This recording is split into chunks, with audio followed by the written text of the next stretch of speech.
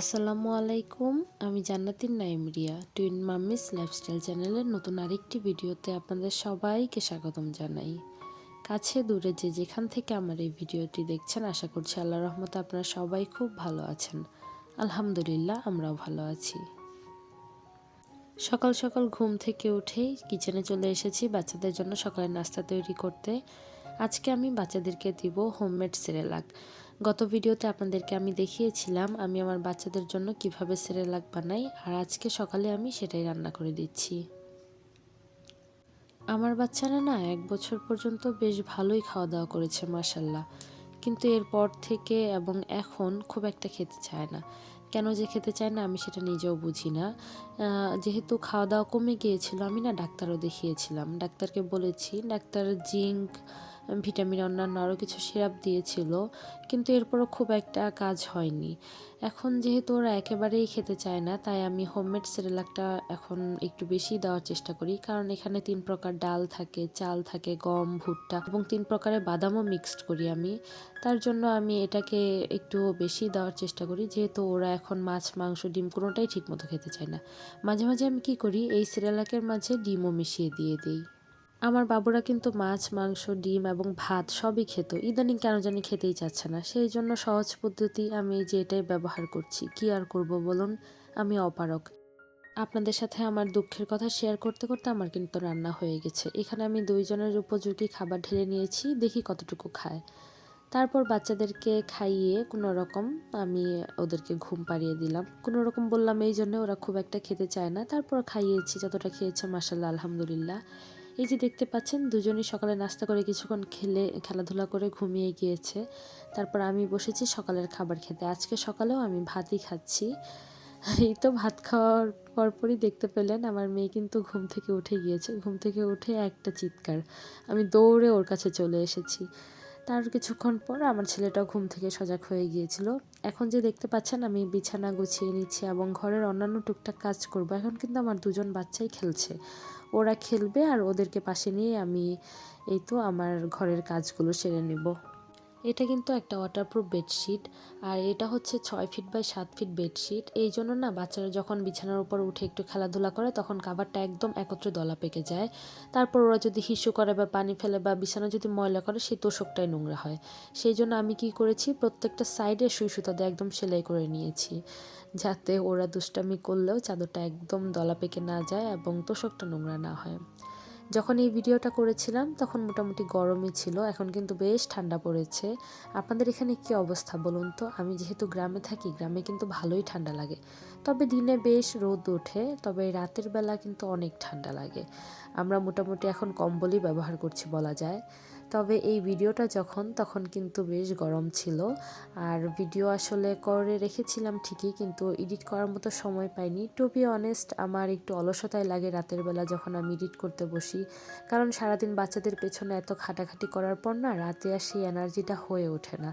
তারপরও আজকে সময় করে ভিডিওটা এডিট করে আপনাদের জন্য আপলোড করলাম। কেমন লেগেছে প্লিজ কমেন্ট করে জানাবেন। যদি ভালো লাগে প্লিজ একটি লাইক দিবেন। আপনার একটি লাইক আমার ভিডিওটি অনেকের কাছে পৌঁছে দিতে সাহায্য করবে। আর ভালো লাগা বা মন্দ লাগা দুটোই আমাকে কমেন্ট করে জানাবেন। আমার যদি কোনো ভুল থাকে তাহলে সেটি প্লিজ কমেন্টে জানাবেন, তাহলে অবশ্যই আমি পরবর্তীতে সেটা শুধরে নেওয়ার চেষ্টা করব। আর যদি একটু ভালোই লেগে যায় তাহলে প্লিজ সাবস্ক্রাইব করে আমার পাশে থাকবেন। আমার একজন মিষ্টি আপু আমাকে কমেন্ট বক্সে অনেকগুলো হার্ট গিফট করেছে, মাশাল্লাহ আলহামদুলিল্লাহ। সম্পাস লাইফস্টাইল থেকে শম্পা আপু আমার কমেন্টে আমাকে অনেক অনেক ভালোবাসা দিয়েছেন। আপু, আপনাকে অসংখ্য ধন্যবাদ এবং আপনার জন্য রইল অনেক অনেক ভালোবাসা। এই তো দেখতে পাচ্ছেন আমি টুকটাক কাজগুলো সেরে নিলাম। দেখেন আমার ঘরে কত ময়লা জমেছে। এগুলো যে একদিনে জমেছে তা কিন্তু নয়, এগুলো কিন্তু কয়েক ঘন্টাতে জমেছে। অর্থাৎ প্রতিদিন আমি বেশ কয়েকবার করে ঘর ঝাড়ু দিই, যেহেতু আমি গ্রামের বাড়ি থাকি, আপনাদেরকে আগেই বলেছি। আর এই যে কিছু দেখতে পেলেন না, আমি খাটের নিচ থেকে জিনিসপত্র বের করলাম, এটাও কয়েক ঘন্টাতেই হয়েছে। আসলে 2 বাচ্চার ঘর তো প্রচুর নোংরা হয়, আর এই ঘরটাকে অনেক বেশি যত্ন করে রাখতে হয়, কারণ বাচ্চারা সবসময় এই ঘরটাতেই খেলাধুলা করে। অন্য রুমেও যায়, তবে আমার রুমেই বেশি থাকে। আর এই যে আমার মেয়েকে আমি নিয়ে চলে এসেছি বাহিরে। গোসলের আগে মেয়েকে একটু মাটির সংস্পর্শে নিয়ে আসলাম, আর এটাই হচ্ছে ওর প্রথম মাটি বিলাস। ওর বয়স ছিল তখন 15.5 মাস, আর এই প্রথম ও মাটিতে এভাবে বসতে পেরেছে। মেয়ে আমার সেই খুশি, কি আর বলবো, মাটিকে খামচে ধরে কি যে করেছে। যাই হোক, মাশাল্লাহ, মেয়ে আমার অনেক খুশি হয়েছিল সেদিন।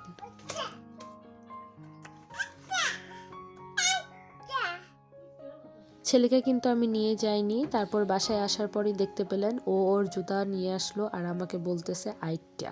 আইটটা মানে সে হচ্ছে বাইরে ঘুরতে যাবে। আমি দুজনকে নিয়ে যাইনি, কারণ দুজনকে একসাথে হ্যান্ডেল করা আসলে সম্ভব হয় না বাহিরে, একজন একদিকে আরেকজন আরেকদিকে দৌড়ে বেড়ায়। যাই হোক, আমার বাচ্চাদের জন্য আপনারা কিন্তু অবশ্যই দোয়া করবেন, অবশ্যই মাশাল্লাহ বলবেন। এই যে দেখতে পাচ্ছেন মেয়োনিজ, এই মেয়োনিজটা কিন্তু আমি বাসায় বানিয়েছি, আর এটা কিন্তু কাঁচা ডিম দিয়ে না, সিদ্ধ ডিম দিয়ে। দোকানে মেয়োনিজ খেতে গেলে বা কিনে খেতে গেলেও কিন্তু মনে হয় এ মা কাঁচা ডিম খাচ্ছি না তো, আসলে এর জন্যই আমি বাইরে মেয়োনিজটা খেতে চাই না। তবে মেয়োনিজ কিন্তু আমি ভীষণ পছন্দ করি, আর সেই জন্যে আমি আজকে বাসায় মেয়োনিজ বানিয়ে নিয়েছি, আর এটা কিন্তু সিদ্ধ ডিম দিয়ে বানানো। সেই জন্য কাঁচা ডিমটারও কোনো গন্ধ বা মনে কোনো সন্দেহ জাগবে না। তো কিভাবে বানিয়েছি চলুন দেখে নেওয়া যাক। প্রথমে আমি ব্লেন্ডার জারে কয়েক কোয়া রসুন, একটা শুকনো মরিচ ভেজে নেওয়া আর পরিমাণ মতো চিনি দিয়েছি, তারপর এখানে একটা সেদ্ধ ডিম দিয়ে নিয়েছি।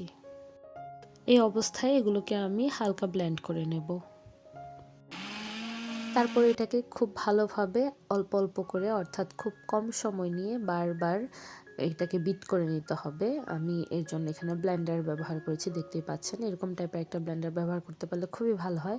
তবে নর্মাল ব্লেন্ডারও এটা করা যাবে, কারণ এই যেই উপকরণগুলো আমি ব্যবহার করছি সবগুলো কিন্তু খুব নরম।